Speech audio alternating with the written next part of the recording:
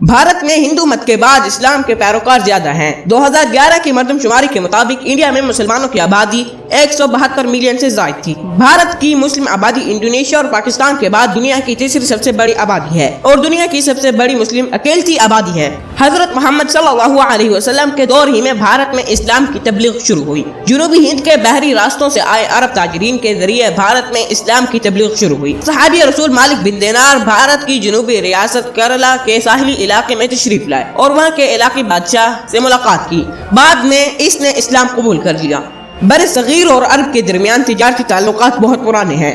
بھارت میں اسلام سے قبل ہی عرب جنوبی ہند کے مالاباری علاقوں میں آتے تھے۔ 7ویں صدی عیسوی کے قریب مسلمان عرب آنے لگے۔ شیخ زائد الدین مخدوم کی تحفۃ المجاہدین میں اس کے متعلق شواہد ہیں۔